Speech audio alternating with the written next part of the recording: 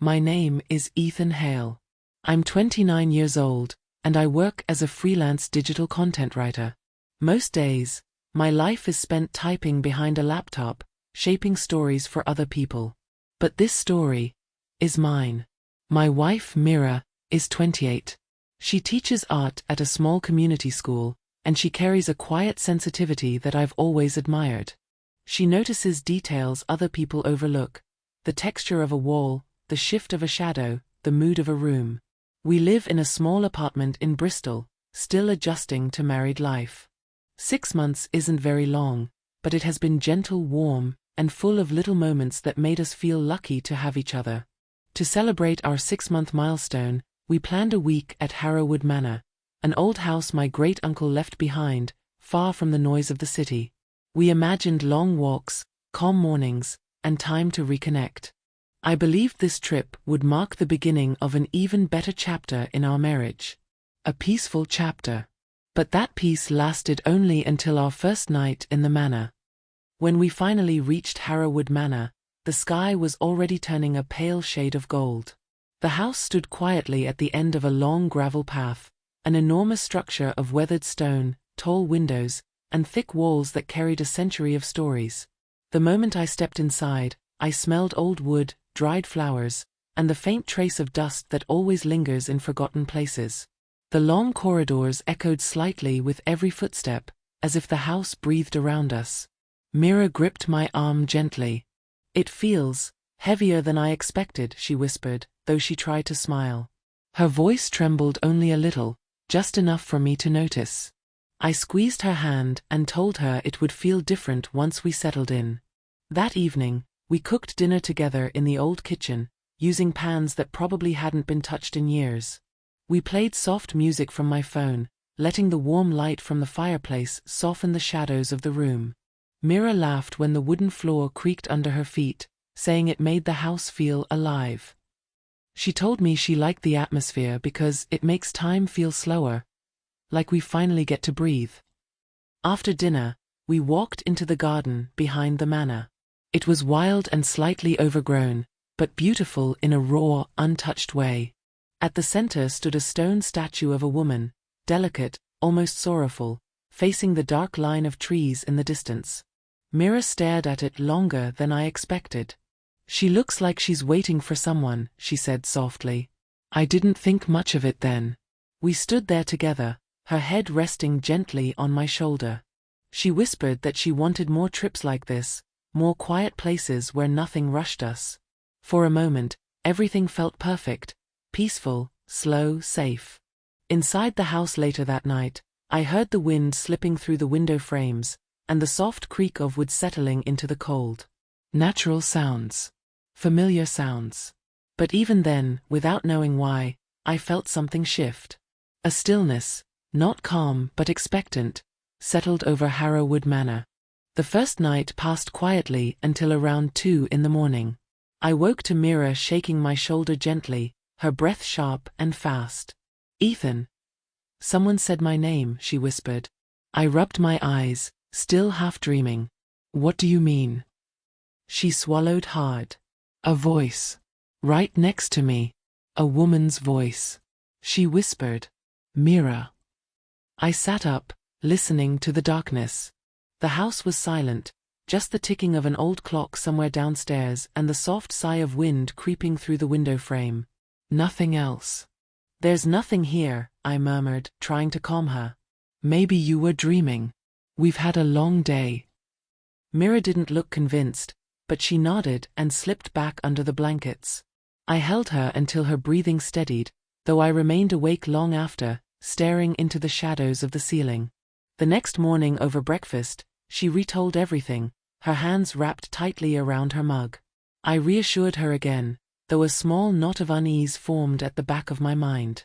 A few hours later, while cleaning the attic, I found an old photograph wedged between 2 wooden beams. It showed a woman in a long white dress standing beside a tall window. Her face, pale, sorrowful, impossibly empty, sent a chill through me. Before I could comment, Mira stepped closer. Her expression shifted instantly. "Ethan." "That's her," she whispered. I frowned. Her who? The woman I saw last night. She looked just like this. A cold prickle ran across my arms. That evening, the air inside the house felt heavier, almost pressing against our skin. Mira grew quiet, listening to every creak, every sigh of the old building. When night fell, the whispering returned. This time, Mira sat up abruptly, trembling. I heard it again. Clearer. She's calling me. I grabbed a flashlight. We're checking the house. Together. We climbed back to the attic, our footsteps echoing unnaturally loud on the wooden stairs. The air grew colder the higher we went, as if the temperature itself resisted our presence. And then it happened. My flashlight swept across the far corner near the window, and a figure appeared. A faint, pale silhouette of a woman dressed in white, her hand pressed gently against the windowpane. She wasn't moving, but she wasn't still either. Her outline flickered like a candle flame in the wind.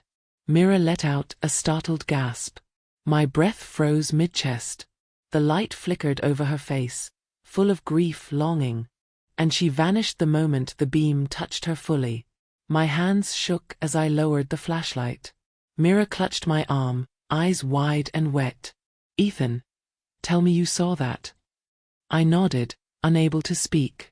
We searched the walls for anything unusual, and that's when we found it, a loose wooden panel.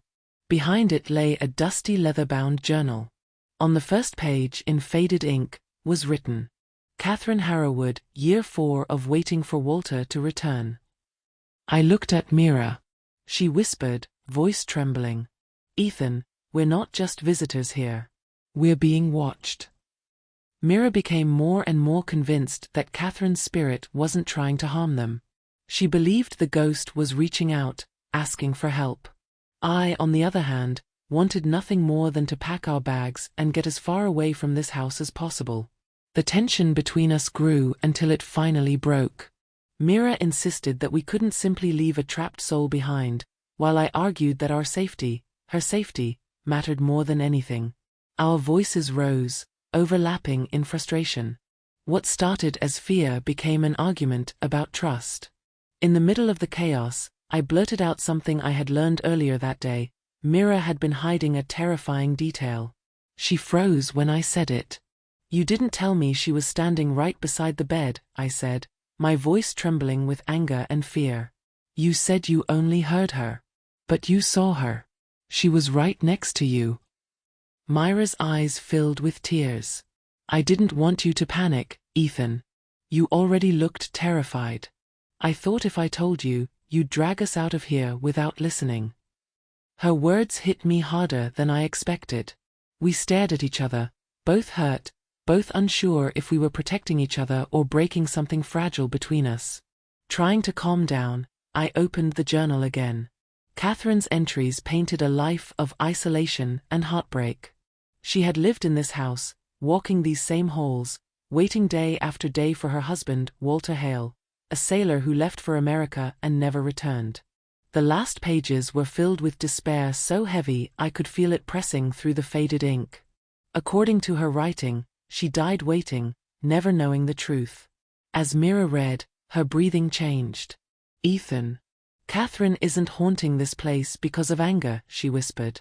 She's trapped because she never learned that Walter died at sea. She waited alone until her heart broke. Mira looked at me with a fierce, trembling determination. She deserves to know. She deserves peace.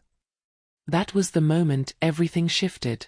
Mira stood up and said she was going to the attic to help Catherine move on. I immediately told her no, that this was dangerous, that we didn't understand what we were dealing with. But she shook her head.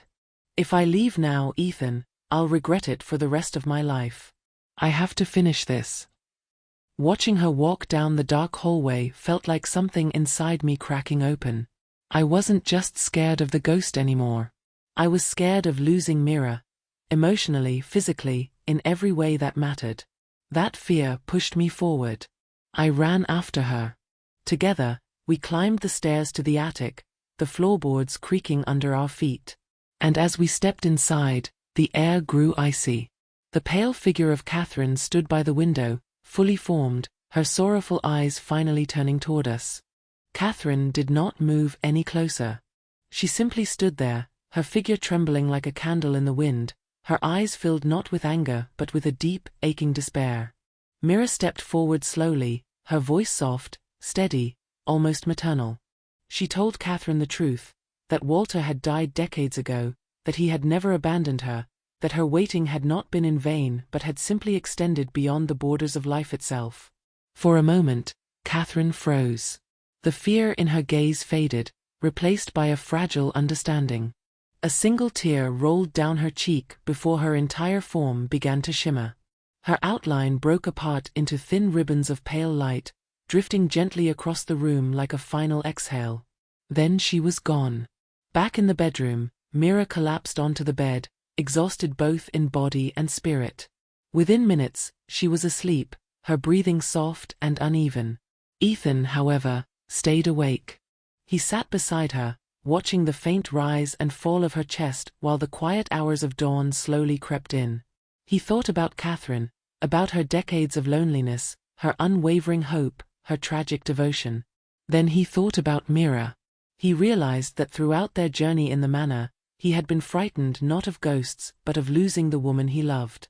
He wondered, if I were in Catherine's place, would I have waited? Would I have held on with that much faith? The thought unsettled him, not because he doubted Mira, but because he doubted himself.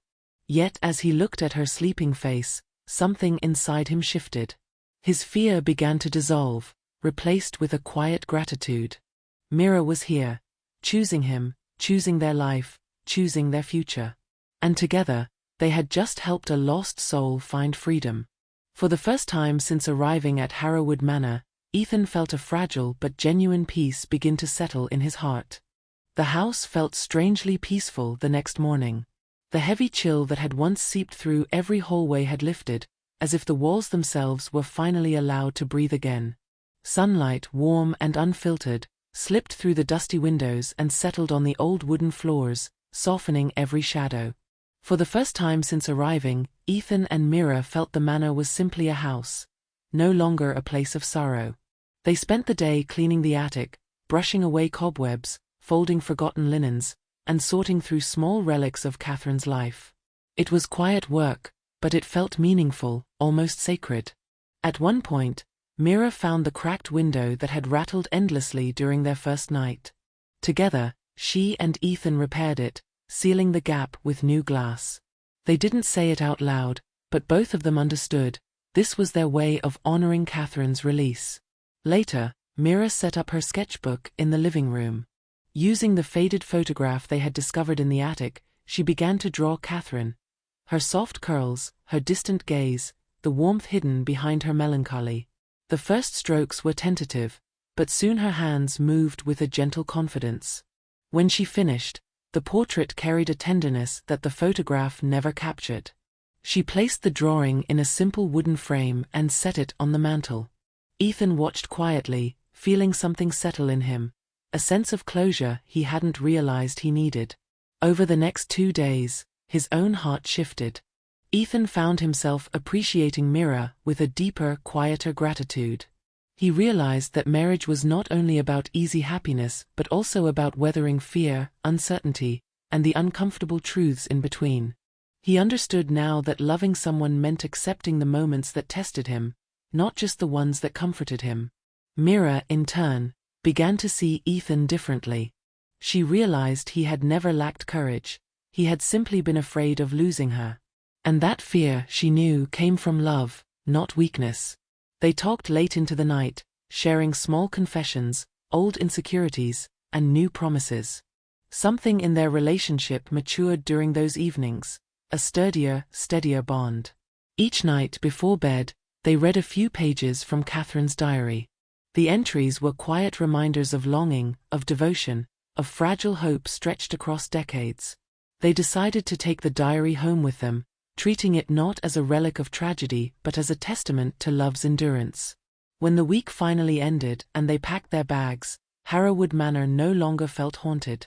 As they closed the front door for the last time, they both felt a gentle relief wash over them. But neither of them knew that the house, and Catherine, had left one final secret waiting to be uncovered. On their way home, the sky was soft with late afternoon light, the kind that made the world feel quiet and almost forgiving. Ethan and Mira stopped at a small old tea shop on the edge of the town, the kind of place with wooden chairs, fading photographs, and shelves full of mismatched teacups. Mira placed Catherine's diary on the table while they waited for their drinks, its worn cover carrying the weight of the past. An elderly man sitting nearby noticed it. His eyes widened with a mix of recognition and disbelief. Slowly, he approached their table and asked, in a trembling voice, whether he could see the book. When Mira handed it to him, he brushed the cover with surprising tenderness. He told them that he had once known Walter Hale. And then he revealed a truth neither of them expected. Walter had returned to England after nearly 10 years at sea. He made it home. But Catherine had already died a few months earlier, still waiting for him, still believing he would never come back. Walter, the old man said, had lived the rest of his days alone, carrying a grief he never spoke of. Ethan and Mira sat in stunned silence. The world around them seemed to pause.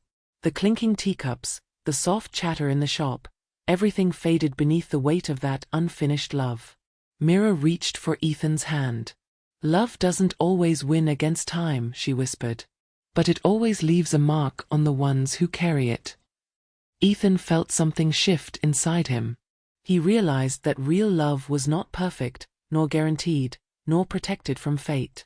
It was a constant, courageous choice between fear and trust, a choice he wanted to make every day with Mira.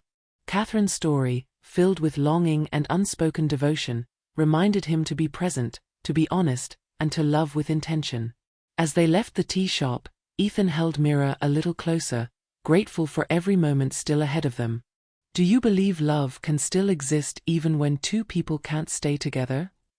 If you want more emotional English learning stories like this, subscribe and follow the next episode.